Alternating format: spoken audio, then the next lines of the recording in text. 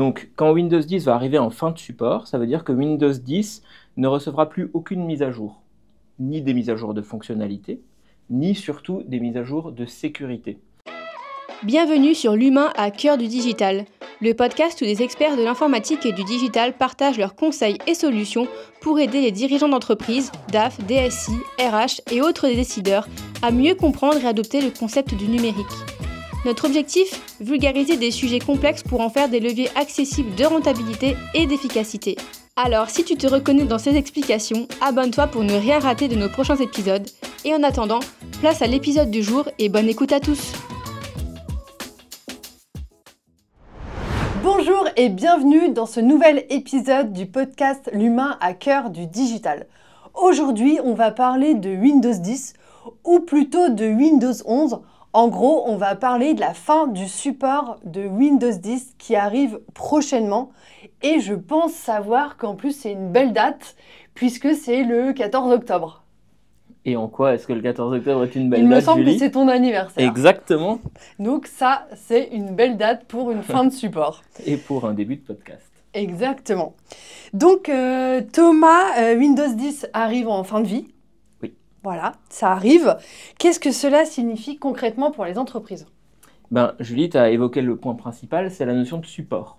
Donc, quand Windows 10 va arriver en fin de support, ça veut dire que Windows 10 ne recevra plus aucune mise à jour, ni des mises à jour de fonctionnalité, ni surtout des mises à jour de sécurité. Et ça, c'est un vrai problème, comme on l'a vécu d'ailleurs avec Windows 7 auparavant. Les pirates en tout genre vont comprendre quelles sont les failles de Microsoft, les utiliser, les documenter, et donc ce seront des failles qui ne seront plus jamais corrigées par l'éditeur, et donc un point d'entrée très important potentiellement dans l'infrastructure des clients qui utilisent encore Windows 10. Ok, mais pourquoi en fait Microsoft met fin à son support ? Eh bien, Windows 10 est un produit que fournit Microsoft et au même titre que tous les produits que fournit Microsoft, ils ont un cycle de vie. Alors on se souvient très bien de Windows XP, hashtag nostalgie, qui avait eu un cycle de vie extrêmement long, 12 ans de cycle de vie, et il est vrai que ça a habitué un peu les gens à pouvoir utiliser un produit très très longtemps. Mais avec Windows 7, Microsoft a resserré le cycle de vie de son système d'exploitation phare et s'est inscrit dans une tendance plus courte sur des cycles qui oscillent entre 3 et 5 ans et qui permettent le renouveau tous les 3 ou 5 ans du système d'exploitation le plus utilisé par les utilisateurs et les entreprises. Et pour toi, quels sont les risques principaux si une entreprise qui a des PC en Windows 10 ne change pas et ne met pas à jour son PC en Windows 11, quels sont les principaux risques ? Tu les as un peu dit tout à l'heure, mais clairement, si tu dois nous en citer quelques-uns. Eh bien, moi, j'en identifie deux principaux. Le premier, c'est, comme on l'a déjà évoqué et comme tout le monde l'évoque, c'est un risque de sécurité. Le système d'exploitation deviendra un point d'entrée aux pirates dans les entreprises, et ça c'est absolument dramatique parce que les solutions de sécurité en elles-mêmes ne permettront plus de contenir cette menace, sachant qu'il y aura des failles de sécurité documentées au sein du système d'exploitation Windows 10. Mais le deuxième problème ou le deuxième risque que cela engendre, c'est un problème de compatibilité.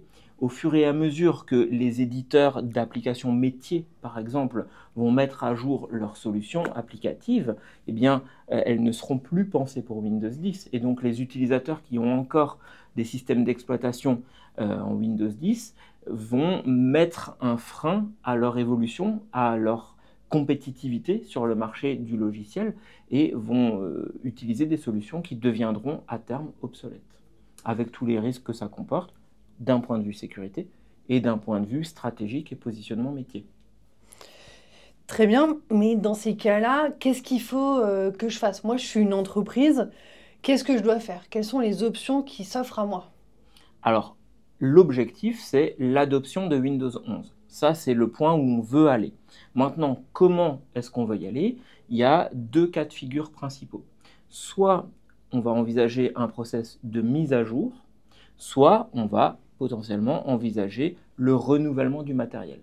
Et c'est un certain nombre d'options de vos ordinateurs actuels qui vont définir si oui ou non vous pouvez entamer un process de mise à jour. On a aujourd'hui des postes dans les entreprises qui sont sur Windows 10. Souvent, des fois, des postes qui sont dans les ateliers ou qui sont au sein des systèmes de production des entreprises et qu'on peut difficilement mettre à jour car justement, ils utilisent un logiciel qui n'est pas compatible sur Windows 11. Donc là, qu'est-ce qu'on fait? Alors, dans tous les cas de figure, je pense que le premier axe de réflexion, il doit aller en faveur d'un process de mise à jour. Quelle que soit la méthodologie, on est sur Windows 10, on se met un focus sur « je dois aller sur Windows 11 », pour toutes les raisons que l'on a évoquées auparavant. Maintenant, si notre solution métier, elle nous rend cet objectif inatteignable, si c'est impossible de migrer de Windows 10 à Windows 11, alors il faut enclaver le système d'exploitation, il faut le contenir, l'isoler complètement pour empêcher que le système d'exploitation, qui deviendra, et je cite le mot, obsolète, ne puisse pas être un point d'entrée dans le reste de l'informatique métier et administrative du client concerné. Donc là, on devra mettre en place des systèmes de firewalling, d'isolation au niveau des VLAN, du réseau, et surtout de surveillance de ces systèmes d'exploitation obsolètes pour pouvoir se garantir le fait qu'ils ne deviendront pas un point d'entrée dans le reste de notre réseau. Merci Thomas. Une fois qu'on a dit ça, comment limiter l'impact de la migration auprès des collaborateurs? Qu'est-ce qu'on peut faire pour que la migration se passe sans interruption de service? Est-ce que déjà c'est possible? Alors, avant de parler de l'impact, Julie, il faut qu'on parle de la méthodologie. Parce qu'on sait que l'objectif, c'est d'aller vers Windows 11. On sait aussi que les entreprises voudront conserver le matériel qu'elles utilisent aujourd'hui. Parce que dans la plupart des cas, il est possible d'entamer un process de migration. Donc, passer l'ordinateur actuel d'une version de Windows 10 à une version de Windows 11. Et ce qui rend cette migration possible, c'est la présence ou non dans l'ordinateur de la puce qui s'appelle TPM, comme Trusted Platform Module. C'est la puce qui permet au système d'exploitation de chiffrer les informations sur le disque dur, de chiffrer ou de crypter, si je fais un abus de langage, mais qui commence à être accepté. Je l'ai lu dans la presse spécialisée il n'y a pas longtemps, donc peut-être que j'accepterai maintenant d'utiliser le mot crypter. C'est la puce, donc, disais-je, qui permet de crypter les informations sur le disque dur. Et ça, c'est un prérequis à la migration à Windows 11. Windows 11 ne refusera de s'installer sur un poste qui n'est pas équipé de cette plateforme. Donc ça, c'est la première vérification qu'il faut faire.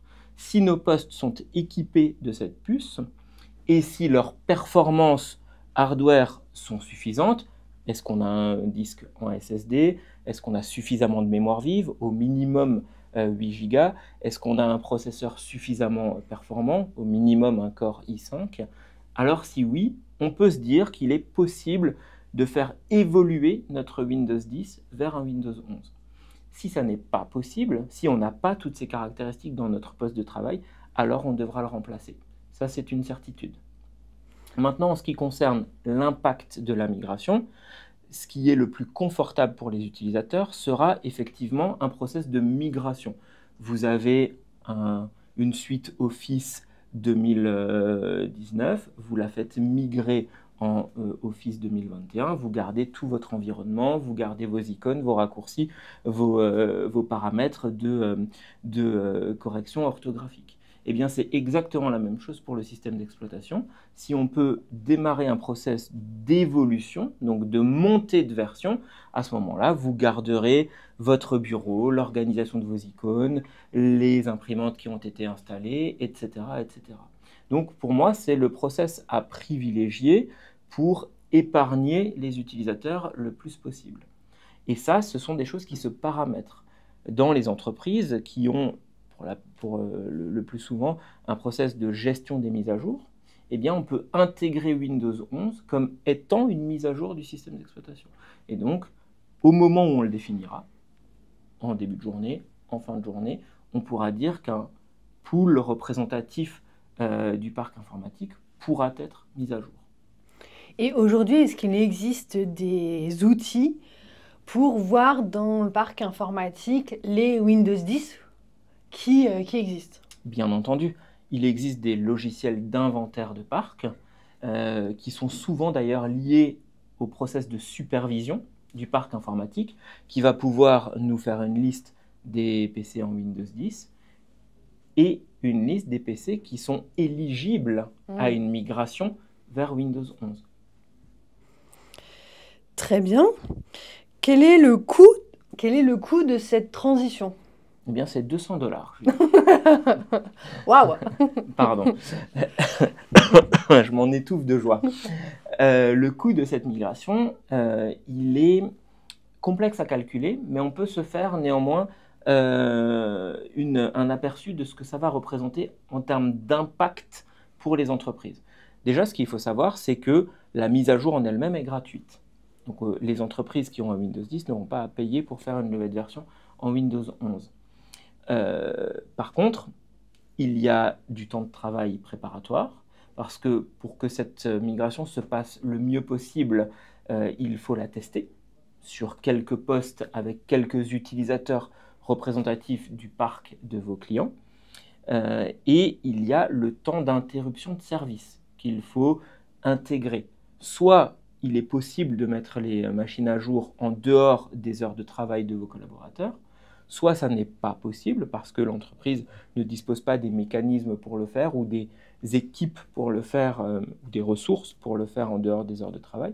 Et donc, il faut évaluer au cours de la phase de test le temps que prend la migration chez le client concerné pour pouvoir l'impacter sur ses charges. Mais la licence en elle-même ne représente pas un investissement. Par contre, la prestation, le temps de travail qu'il faut y passer aura forcément un coût pour les entreprises. Du diagnostic, de savoir si les postes peuvent passer ou pas en Windows 11, jusqu'à la migration, si possible, sans impact utilisateur. Exactement. En s'accordant aussi une analyse post-migration. Parce que même si tout est processé, on sait que dans certains cas, il peut y avoir des petits dysfonctionnements qui nécessiteront aux équipes IT ou aux prestataires en charge de porter un regard sur le fonctionnel d'après la migration. Et pour toi, quels sont les principaux avantages de Windows 11? Eh bien, il y en a plusieurs. Premièrement, on est déjà sur une plateforme qui est constamment mise à jour, donc qui bénéficie et des mises à jour de sécurité, ce qui est fondamental, mais aussi des mises à jour de fonctionnalités. On parle beaucoup d'intelligence artificielle, Julie, notamment avec l'environnement Copilot de Microsoft 365, qui est complètement intégré à Windows 11. Et on sait aussi que c'est une base de travail sur laquelle Microsoft va renforcer ses actions. Donc, au-delà de la partie sécurité, qui est déjà fondamentale en soi, Windows 11 est aujourd'hui le socle à toutes les innovations de Microsoft en ce qui concerne le lien avec l'utilisateur. On va avoir, si on est sur Windows 11, je suis déjà sur Windows 11. Félicitations. Merci. Quand on est sur Windows 11, on a des nouvelles fonctionnalités.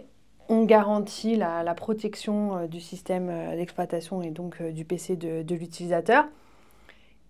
Et concrètement, est-ce qu'il y a quand même des changements en termes d'usage pour les utilisateurs de Windows 11 par rapport à Windows 10? Alors, bien entendu, il y a quelques changements de cosmétiques, d'emplacement et de fonctionnalités. Sinon, on resterait en Windows 10. Mais néanmoins, la plateforme sur laquelle se base Windows 11 est une plateforme commune avec celle de Windows 10. Donc, on est vraiment sur un cycle d'évolution et les fonctionnalités qui sont ajoutées ou les changements en termes d'esthétique globale du système d'exploitation sont un petit peu analogues à l'exemple que j'ai pris tout à l'heure sur les versions de Microsoft Office, où certes il y a des changements, mais on reste sur une plateforme qui est connue pour les utilisateurs. Très bien. Pour conclure un petit peu, quel conseil tu donnerais aujourd'hui aux dirigeants d'entreprise, aux responsables informatiques pour réussir leur transition de peut-être quelques PC qui resteraient en Windows 10 ou tout un parc qui resterait en Windows 10. Quel conseil tu pourrais leur donner? Alors le conseil principal que je pourrais donner à vos clients, Julie, c'est de ne surtout pas attendre. C'est de prendre dès aujourd'hui à bras-le-corps ce sujet de la migration.